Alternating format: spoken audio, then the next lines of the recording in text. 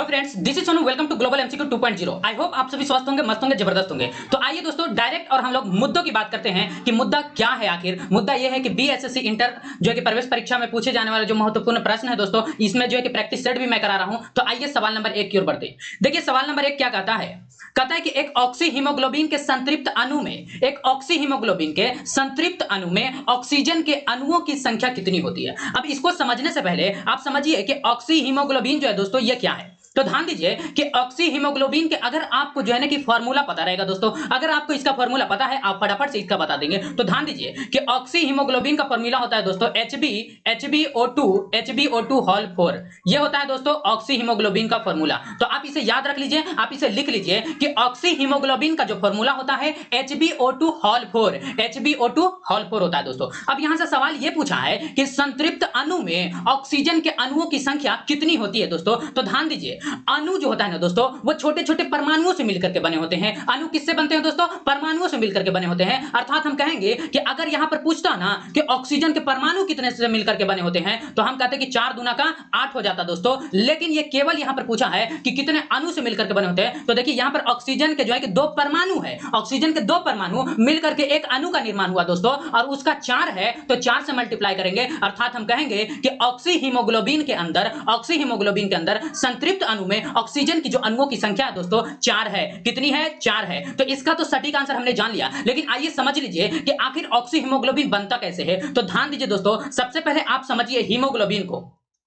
दोस्तों हीमोग्लोबिन अब ध्यान दीजिए, बहुत से लोग को नहीं पता होगा कि ये हीमोग्लोबिन क्या है। ध्यान दीजिए हीमोग्लोबिन जो है दोस्तों 2 चीजों से मिलकर के बना हुआ है। हीमोग्लोबिन 2 चीजों से मिलकर के बना हुआ है दोस्तों। कौन कौन सा चीज है? तो ध्यान दीजिए, एक इसमें होता है दोस्तों हीमो, एक होता है हीमो HAEMO, हीमो जो कि ये 5% होता है। कितना दोस्तों? 5%। और इसी को बोलते हैं ये क्या है? आयरन होता है दोस्तों, लोहा होता है। तो हमने देखा कि हीमोग्लोबिन 2 चीजों से मिलकर के बना होता है, एक हीमो और प्लस दूसरा ग्लोबिन। दूसरा हम क्या कहेंगे दोस्तों? ग्लोबिन। दूसरा जो है कि ये ग्लोबिन से मिलकर के बना होता है, और ग्लोबिन जो होता है दोस्तों ये 95% होता है। हम कहेंगे कि 100% हुआ कि नहीं हुआ? तो हीमोग्लोबिन जो होता है ये 2 चीज से मिलकर बना है, एक है हीमो और दूसरा है ग्लोबिन। हीमो का मतलब है कि आयरन, हीमो का मतलब है दोस्तों आयरन अर्थात लोहा, और ग्लोबिन जो बनता है दोस्तों वो 95% है जो कि प्रोटीन होता है दोस्तों। क्या होता है? प्रोटीन होता है। तो आप इसे लिख लीजिए कि हीमोग्लोबिन 2 चीज से मिलकर बना है, एक हीमो प्लस ग्लोबिन। हीमो का मतलब है आयरन जो कि 5% होता है, और ग्लोबिन का मतलब है दोस्तों प्रोटीन जो कि 95% होता है। कितना होता है? 95%। सवाल ये पूछ देता है कि हमारे ब्लड के अंदर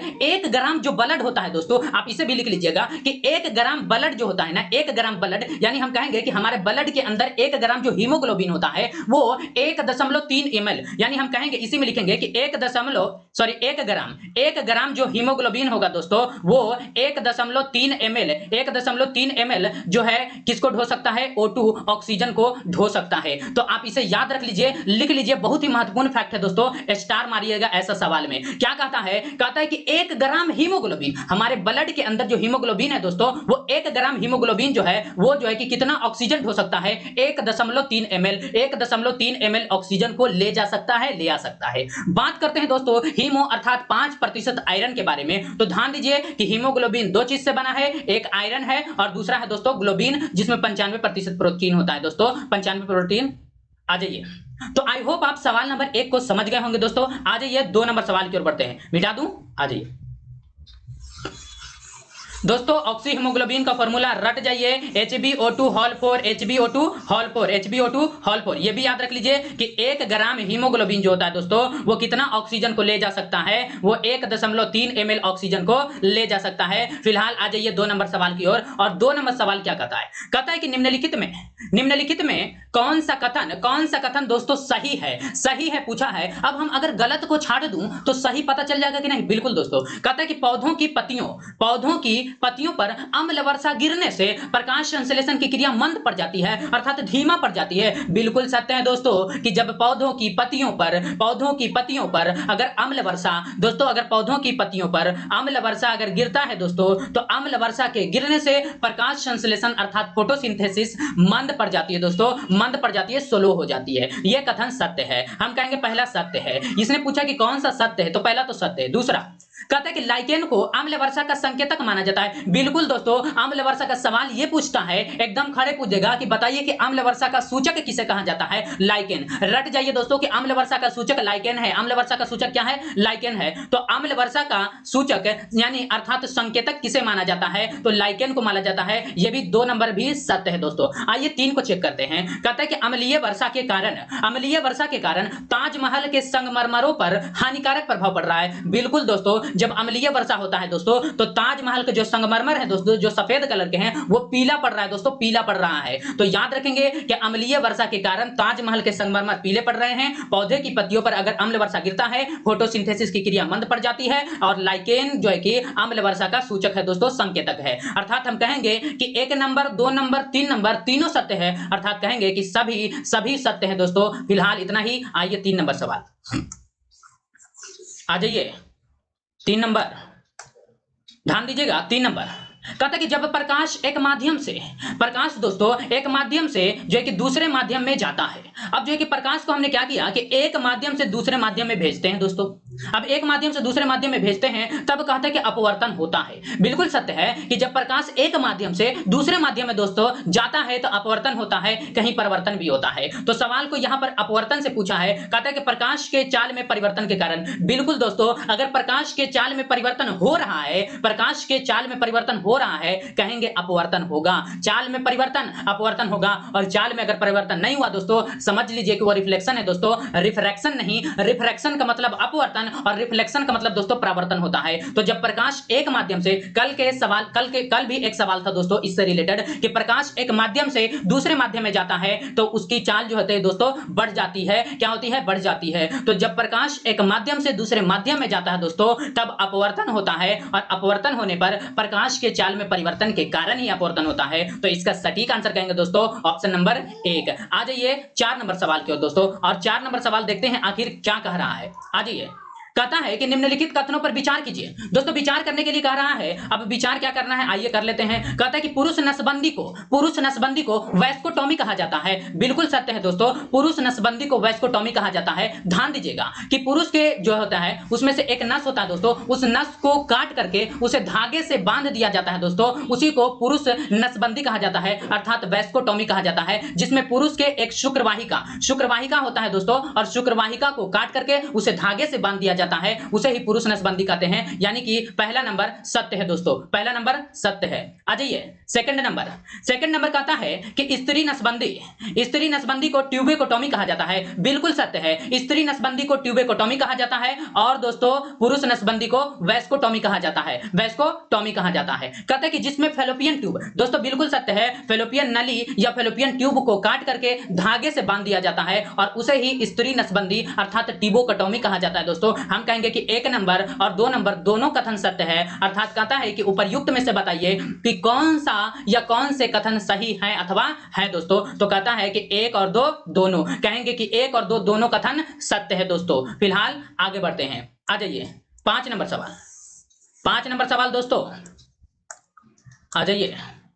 कहता है कि सबसे खराब वायु प्रदूषण उत्पन्न करने वाला पदार्थ कौन सा है? तो आप इसे रट जाइए कि सबसे खराब अगर वायु प्रदूषण उत्पन्न करने वाला कोई पदार्थ है तो वो है दोस्तों सल्फर डाइऑक्साइड अर्थात SO2। SO2 एक ऐसा पदार्थ है दोस्तों, SO2 एक ऐसा पदार्थ है जो कि सबसे खराब वायु प्रदूषण उत्पन्न करने वाला दोस्तों पदार्थ है। इसका आंसर होगा ऑप्शन नंबर 1। बात करते हैं कार्बन डाइऑक्साइड। दोस्तों कार्बन डाइऑक्साइड जो है कि ये क्या होता है कि इसे ठोस माना जाता है। ठोस कार्बन शुष्क अवस्था में रहता है दोस्तों ठोस कार्बन डाइऑक्साइड, और ये जो है कि आग बुझाने में यानी कि अग्निशामक के रूप में कार्य करता है। कार्बन मोनोऑक्साइड दोस्तों गाड़ियों से निकलने वाले जो धुआं होते हैं दोस्तों, गाड़ियों से निकलने वाले जो प्रदूषण होते हैं वो कार्बन मोनोऑक्साइड होते हैं। अब बात करते हैं धुआं क्या है दोस्तों? एक इमल्सन है। आ जाइए 6 नंबर सवाल की ओर, ध्यान दीजिए। 6 नंबर, तो सबसे खराब वायु प्रदूषण अगर उत्पन्न करने वाला कोई गैस है दोस्तों, कोई पदार्थ है, वो है सल्फर डाइऑक्साइड SO2। आ जाइए सवाल नंबर 6। कहता है कि किस पादप को शाकीय भारतीय डॉक्टर कहा जाता है? बहुत ही महत्वपूर्ण सवाल है दोस्तों, स्टार लगाइए, इसमें स्टार लगाइए। कहता है कि किस पादप को शाकीय भारतीय डॉक्टर कहते हैं? तो वो है दोस्तों आंवला जो है कि एक ऐसा पादप है दोस्तों, आंवला एक ऐसा पादप है जिसे शाकीय भारतीय डॉक्टर कहा जाता है। इसे रट जाइए और स्टार लगा लीजिए दोस्तों कि किस पादप को शाकीय भारतीय डॉक्टर कहा जाता है। वो आंवला। आंवला एक ऐसा पादप है दोस्तों जिसे शाकीय भारतीय डॉक्टर कहा जाता है। आ जाइए अगला सवाल और 7 नंबर दोस्तों ध्यान दीजिएगा।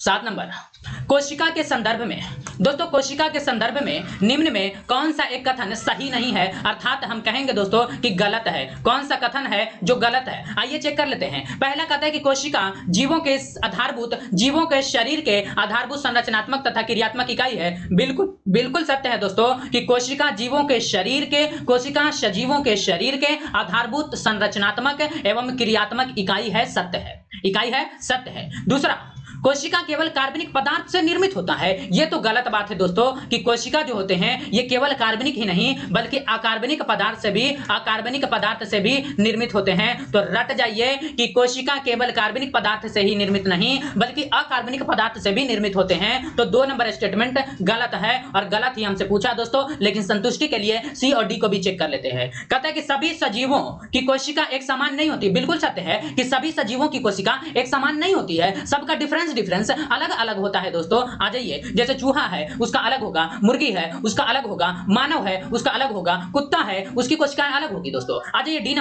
नंबर कहता है कि सभी प्रकार के सजीवों की कोशिका की आकार एवं आकृति एक दूसरे से भिन्न होता है। बिल्कुल दोस्तों, बिल्कुल कि सभी प्रकार के सजीवों की कोशिका की आकार एवं आकृति दोस्तों ये एक दूसरे से भिन्न होते हैं, सत्य है। तो इसका सटीक आंसर होगा ऑप्शन नंबर बी। आ जाइए दोस्तों 8 नंबर सवाल, 8 नंबर, और ध्यान दीजिएगा बहुत ही महत्वपूर्ण सवाल है दोस्तों, इसे हल्के में नहीं लेना है। आ जाइए, जेरेंटोलॉजी दोस्तों, ऐसा सवाल होगा जो कि आप पहली बार देख रहे होंगे और मिलेगा भी। कहता है कि जेरेंटोलॉजी दोस्तों, जेरेंटोलॉजी निम्नलिखित में से किसके अध्ययन से संबंधित है। अब ध्यान दीजिए दोस्तों कि जेरेंटोलॉजी जो है दोस्तों ये वृद्ध अवस्था में जो है कि ये वृद्ध अवस्था का अध्ययन दोस्तों जेरेंटोलॉजी कहलाता है। वृद्ध अवस्था का अध्ययन जेरेंटोलॉजी कहलाता है, यानी कि जब आप बूढ़े हो जाएंगे उसके बारे में पढ़ेंगे दोस्तों, उसे जेरेंटोलॉजी कहते हैं। अगला है कि सी नंबर कहते हैं त्वचा।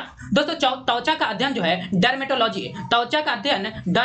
कहलाता है दोस्तों, डर्मेटोलॉजी कहलाता है। आप जो है कि हॉस्पिटल में जाकर देखेंगे तो जो स्किन के डॉक्टर होते हैं ना दोस्तों उसे डर्मेटोलॉजिस्ट कहा जाता है दोस्तों। तो जेरेंटोलॉजी जो है ये वृद्ध अवस्था से संबंधित है दोस्तों। जेरेंटोलॉजी जो है ये वृद्ध अवस्था से संबंधित है, यानी कि जेरेंटोलॉजी का अध्ययन क्या कहलाता है, वृद्ध अवस्था कहलाता है दोस्तों। अब हम बात करते हैं महिला का अध्ययन क्या कहलाता है और शिशु का अध्ययन क्या कहलाता है। इसका दोस्तों आप कमेंट करके बताएंगे, नहीं तो नेक्स्ट क्लास में हम जो है कि एक सवाल को लॉन्च करेंगे कि शिशु का अध्ययन क्या कहलाता है दोस्तों। फिलहाल इतना ही। आ जाइए 9 नंबर सवाल की ओर, और ध्यान दीजिए दोस्तों बहुत ही महत्वपूर्ण यह सवाल है। इस तरह के सवाल में स्टार लगाना भूलना ही नहीं है कि जेरेंटोलॉजी जो है किसके अध्ययन से संबंधित है दोस्तों, वृद्ध अवस्था से। और दोस्तों स्किन का अर्थात त्वचा का जो अध्ययन है दोस्तों डर्मेटोलॉजी कहलाता है। आ जाइए अगला सवाल 9 नंबर कहता है कि किसी लिफ्ट में बैठे हुए व्यक्ति, अगर कोई व्यक्ति है जो लिफ्ट में बैठा हुआ है, कहता है कि वो बैठा हुआ व्यक्ति आखिर वो अपना भार अधिक मालूम कब करेगा, उसको कब महसूस होगा कि हमारा वजन बढ़ गया है। तो याद रख लीजिए दोस्तों कि जब लिफ्ट जो है त्वरित गति से यानी कि एक्सेलरेटेड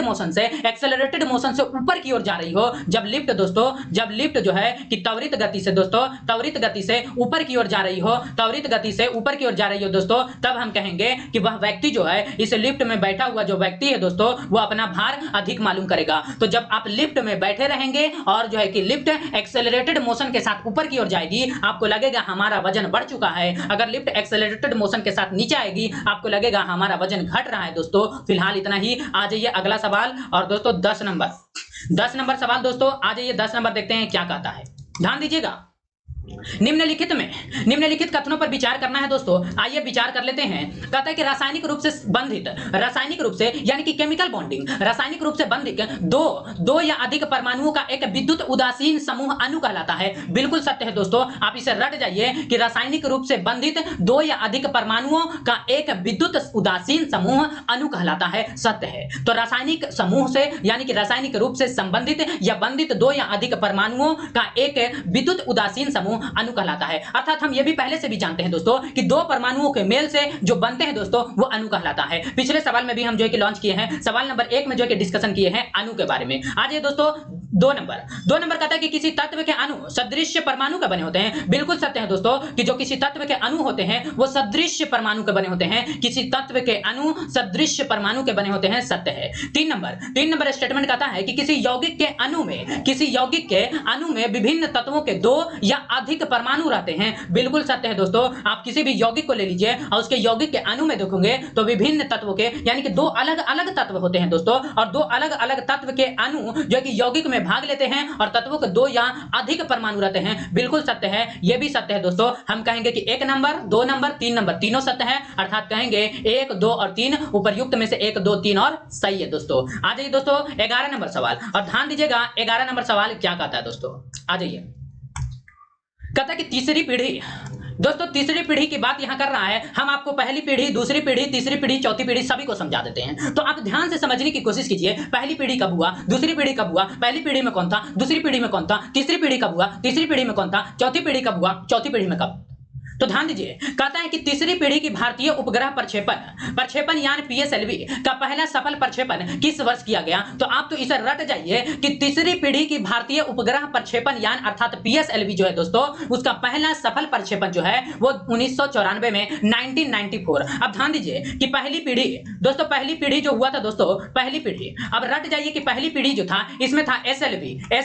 पहली पीढ़ी में जो प्रक्षेपण यान था दोस्तों वो एसएलवी था, और इसका जो है कि 1988 ईस्वी में पहली बार जो है कि सफल प्रक्षेपण हुआ था। दूसरी पीढ़ी दोस्तों, दूसरी पीढ़ी में देखेंगे कि दूसरी पीढ़ी में था एएसएलवी दोस्तों। एएसएलवी जो है कि 1994 में दोस्तों। तो पहली पीढ़ी जो है कि एसएलवी, पहली पीढ़ी एसएलवी का पहला सफल प्रक्षेपण 1988 में हुआ। दूसरी पीढ़ी दोस्तों एएसएलवी दोस्तों, एएसएलवी यहां पर भी कर लेंगे, एएसएलवी दोस्तों और 1994 में हुआ। और तीसरी पीढ़ी जो है दोस्तों, तीसरी पीढ़ी भी जो है दोस्तों ये क्या है, ये है पीएसएलवी दोस्तों, और इसका भी जो है कि सफल प्रक्षेपण 1994 में हुआ। और चौथी पीढ़ी जो है, चौथी पीढ़ी में जो है कि जीएसएलवी दोस्तों, इसका भी 1996 में हुआ दोस्तों। तो आप याद रख लीजिए कि पहली पीढ़ी में एसएलवी 1998 यानी 1988, दूसरी पीढ़ी में एएसएलवी जो कि 1994, और तीसरी पीढ़ी में पीएसएलवी का सफल प्रक्षेपण हुआ था दोस्तों 1994 में, और चौथी पीढ़ी में जीएसएलवी दोस्तों 1996। अब ये बताने का मुद्दा क्या है दोस्तों, ये इसलिए बता रहे हैं दोस्तों क्योंकि आप ध्यान दीजिए, एग्जामिनर सवाल ये पूछता है, आपको चारों प्रक्षेपण दे देगा, पहली पीढ़ी, दूसरी पीढ़ी, तीसरी पीढ़ी, चौथी पीढ़ी, और आपको जो है कि नंबरिंग जैसे तैसे रहेगा, और आपको कहेगा दोस्तों कि इसको सजाना है। सजाइए कि सबसे पहली पीढ़ी कब हुआ, दूसरी पीढ़ी कब हुआ, तीसरी पीढ़ी कब हुआ, चौथी पीढ़ी कब हुआ। अगर आपको डेट मालूम रहेगा ना दोस्तों, आप बना सकते हैं, पहला एसएलवी, दूसरा एएसएलवी, तीसरा पीएसएलवी और चौथा दोस्तों जीएसएलवी। पहला 1988, दूसरा 1994, तीसरा 1994 और चौथा है दोस्तों 1996 1996। तो फिलहाल इतना ही। आ जाइए दोस्तों, आ जाइए 12 नंबर सवाल, 12 नंबर सवाल दोस्तों, और ध्यान देंगे 12 नंबर सवाल आखिर क्या कहता है। आ जाइए देख लेते हैं। आ जाइए, कहता है कि बर्फ के 2 ब्लॉक, दोस्तों हम बर्फ लेते हैं और बर्फ के 2 ब्लॉक को लेते हैं। अब ध्यान दीजिए, यहां पर ब्लॉक ए है और यहां पर दोस्तों ब्लॉक बी है, यहां पे ब्लॉक बी है। अब हमने बर्फ के 2 ब्लॉक को लिया है और परस्पर दोनों को आपस में दबाएंगे दोस्तों, इसको इधर से दबाएंगे और इसको इधर से दबाएंगे दोस्तों, और ये दोनों को इतना कस के दबाएंगे ना दोस्तों कि ये दोनों आपस में चिपक जाएंगे, और चिपकने से क्या होता है दोस्तों, बर्फ का गलनांक अर्थात बर्फ का द्रवनांक जो होता है दोस्तों वो घट जाता है, द्रवनांक घट जाता है, पिघलना बंद कर देता है दोस्तों, इसलिए वो दोनों आपस में जुड़ जाते हैं। तो जब बर्फ के 2 ब्लॉक को परस्पर सटा करके प्रेशर से दबाया जाता है दोस्तों, तो वे जुड़कर एक ब्लॉक का निर्माण कर लेते हैं। इसका कारण है दोस्तों कि दाब बढ़ाने पर बर्फ का द्रवनांक घट जाता है, अर्थात बर्फ का गलनांक घट जाता है दोस्तों, अर्थात ये दोनों आपस में चिपक जाएंगे और यह एक ब्लॉक बना लेंगे, ए बी ब्लॉक। आ जाइए दोस्तों 13 नंबर सवाल, 13 नंबर सवाल दोस्तों, इस तरह के सवाल महत्वपूर्ण होते हैं और आप जो है कि याद रख लीजिएगा। आ जाइए, कहता है कि कच्चे आम, दोस्तों कच्चे आम आप सभी लोग देखे होंगे, और ये जो है कि कच्चे आम जो होते हैं ये सिकुड़ जाते हैं। अब दोस्तों कच्चे आम आखिर सिकुड़ेगा कब, क्या हम कच्चे आम को लाकर घरों में रख दे सिकुड़ जाएगा तुरंत? नहीं दोस्तों, कच्चे आम जब सिकुड़ते हैं तो तब सिकुड़ते हैं जब हम लवण जल में उनका अचार बनाते हैं। जब हम कच्चे आम का अचार बनाते हैं दोस्तों, वो आम जो होते हैं ना वो सिकुड़ जाते हैं। क्यों सिकुड़ते हैं? कहता है कि यह परिघटना का संबंध किससे है, यही पूछा है, तो यह सिकुड़ता है दोस्तों ऑस्मोसिस की वजह से। किसकी वजह से? ऑस्मोसिस दोस्तों, रट जाइए कि कच्चे आम सिकुड़ जाते हैं तब सिकुड़ते हैं जब लवण जल में उनका आचार बनाया जाता है, अर्थात कहेंगे कि प्रासरण द्वारा दोस्तों, ऑस्मोसिस के द्वारा जो है कि कच्चे आम सिकुड़ जाते हैं। कच्चे आम कब सिकुड़ेंगे दोस्तों? तो वो ऑस्मोसिस के द्वारा, ऑस्मोसिस होगा, कच्चे आम सिकुड़ जाएंगे। क्यों? जब हम उसका आचार बनाते हैं। आ जाइए दोस्तों 14 नंबर सवाल। 14 नंबर सवाल दोस्तों, आ जाइए, ध्यान देंगे। 14 नंबर सवाल की ओर बढ़ते हैं। कहते हैं कि चैपर हेमोरेजिक फीवर दोस्तों, यह एक बुखार है और बहुत ही खतरनाक बुखार है दोस्तों कि चैपर हेमोरेजिक फीवर। इसका आप नाम ही पहली बार सुन रहे होंगे कि यह कैसा बुखार है दोस्तों। यह एक बुखार है और बहुत ही खतरनाक बुखार है दोस्तों। यह जो है ना कि ऐसे जानवरों से फैलता है, ऐसे जीव जंतु से फैलता है दोस्तों कि जो वैसा जंतु जो कुतर कर खाते हैं, किसी चीज को जो कुतर कर खाते हैं दोस्तों, वही जीव जंतु से जो है कि चैपर हेमोरेजिक फीवर रोग, चैपर हेमोरेजिक फीवर रोग, यह एक ऐसा बुखार है दोस्तों, यह उसी से फैलता है। यानी कि वैसा जीव जंतु जो किसी चीज को जो खाते हैं ना दोस्तों, वो कुतर कर खाते हैं। जैसे आप कहेंगे कि चूहा, बिल्कुल चूहा जो है दोस्तों कुतर कर खाते हैं। गिलहरी, बिल्कुल दोस्तों गिलहरी जो है ये कुतर कर खाते हैं। आप कहेंगे ना कि जो ये चैपर हेमोरेजिक फीवर रोग है, चैपर हेमोरेजिक फीवर रोग है, ये चूहों द्वारा फैलता है, ये गिलहरी द्वारा फैलता है। यानी कि वैसा जीव जंतु जो किसी चीज को जो खाते हैं दोस्तों, खाने वाले चीज को उसे कुतर कर खाते हैं, अर्थात हम कहेंगे दोस्तों कि चैपर हेमोरेजिक फीवर रोग का कारण है। फिलहाल इसका आंसर समझिए कि यह एक वायरल डिजीज है दोस्तों, यानी कि चूहों द्वारा फैल रहा है, इंसान को फीवर हो रहा है दोस्तों, तो यह एक वायरल डिजीज है। रट जाइए। आ जाइए दोस्तों और बढ़ते हैं 15 नंबर सवाल। देखते हैं दोस्तों 15 नंबर सवाल है आखिर क्या कहता है। आ जाइए देख लेते हैं 15 नंबर का क्या मुद्दा है। सब तो अपना अपना मुद्दा दोस्तों। आ जाइए, नोमेरिकल है दोस्तों, बहुत ही बेहतरीन नोमेरिकल। कहते हैं कि 40 केजी द्रव्यमान की एक वस्तु को, अब दोस्तों ध्यान दीजिए, एक वस्तु है जिसका द्रव्यमान 40 केजी है। हम यहां पर लिख लेते हैं कि m बराबर दोस्तों 40 केजी, m बराबर 40 केजी। कहता है ना कि इसको एक धरती से, हम जानते हैं कि इस वस्तु को धरती से यानी कि जमीन से 5 मीटर ऊंचाई तक उठा लेते हैं, 5 मीटर ऊंचाई तक उठा लेते हैं और उठाने के बाद यानी कि इसे गिराते हैं। तो ध्यान दीजिए कि सबसे पहले हमने जमीन से इसे 5 मीटर की ऊंचाई तक उठा लिया, यानी हम कहेंगे कि यह एक इसका हाइट है। तो 5 मीटर ऊंचाई तक उठाकर और मुक्त रूप से इसे फिर से गिराया जाता है दोस्तों। जब इसे गिराते हैं ना तो कहते हैं कि जब ये वस्तु ठीक आधा दूरी तक पहुंचेगा, अर्थात हम कहेंगे कि जब ये 2.5 मीटर की ऊंचाई तक पहुंच जाएगा, तब बताना है दोस्तों कि इसकी गतिज ऊर्जा कितनी होगी, अर्थात काइनेटिक एनर्जी कितनी होगी। तो हाइट बराबर दोस्तों 5 मीटर हो गया। अब हम यहां से और कहते हैं ना कि g बराबर 10 मीटर पर सेकंड स्क्वायर लेना है, g बराबर 10 मीटर पर सेकंड स्क्वायर लेना है। यहां से हम सबसे पहले यहां से हम जानते हैं कि काइनेटिक एनर्जी बराबर होता है दोस्तों हाफ mv स्क्वायर। ध्यान दीजिए हाफ का वैल्यू हाफ रह जाएगा दोस्तों, m का वैल्यू 40 केजी और v का वैल्यू तो दोस्तों पता ही नहीं है, तो इसलिए v का वैल्यू फाइंड आउट कर लेते हैं। v का वैल्यू निकालने के लिए हम जानते हैं v स्क्वायर बराबर u स्क्वायर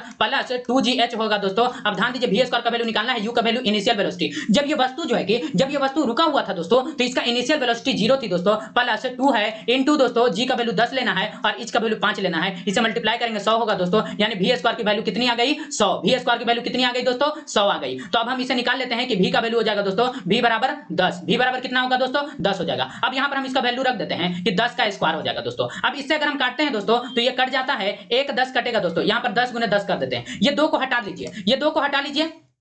अब ध्यान दीजिए दोस्तों, यहां पर एक लाइन खींच देते हैं क्योंकि ये अलग है दोस्तों। अगर आपको ये नहीं दिख रहा है तो आप ध्यान दीजिए, आप सुनिए और इसे लिख लीजिए। कहते हैं कि v स्क्वायर बराबर u स्क्वायर प्लस 2gh लगाएं। u स्क्वायर का वैल्यू 0 है दोस्तों, प्लस 2 इंटू 2gh, 2 का वैल्यू 2 है और जो है दोस्तों g का वैल्यू 10 और h का वैल्यू 5 मीटर की ऊंचाई से गिराए थे। तो यहां से निकल गया कि v का वैल्यू कितना आ गया दोस्तों, v का वैल्यू 10, v का वैल्यू 10 मीटर पर सेकंड। अब हम यहां से काट देते हैं दोस्तों, 2 से कट जाएगा, ये 5 बार में मल्टीप्लाई करेंगे, 40 5 200 अर्थात कहेंगे 2000 जूल। देखिए बहुत से लोग क्या करते हैं दोस्तों, हम हो चाहे आप हो, बहुत से लोग क्या करते हैं कि जब सॉल्व करेंगे ना इस तरह के सवाल तो देखिए कि 2000 जूल आया और 2000 जूल दोस्तों ऑप्शन में हमने दिया है, लेकिन दोस्तों ये इसका सटीक आंसर नहीं होगा, ये गलत होगा। क्योंकि सवाल ये बोला है दोस्तों कि जब हम इसे 5 मीटर की ऊंचाई से गिराते हैं ना तो कहते हैं कि आधा दूरी पहुंचेगा ना, तब बताना है आपको कि इसकी काइनेटिक एनर्जी यानी अर्थात गतिज ऊर्जा कितनी होगी। ये नहीं पूछा है कि जब ये धरती पर गिर जाएगा, जमीन पर जब ये पहुंच जाएगा तब इसकी काइनेटिक एनर्जी अगर पूछता तब हम 2000 जूल मारते हैं। लेकिन ये पूछा है कि जब ये आधे दूरी यानी कि अर्थात हम कहेंगे कि जब ये 2.5 मीटर की दूरी पर पहुंच जाएगा दोस्तों, तब बताना है, 2.5 मीटर की ऊंचाई पर होगा तब बताना है कि इसकी काइनेटिक एनर्जी कितनी होगी दोस्तों। आधा कर दीजिए,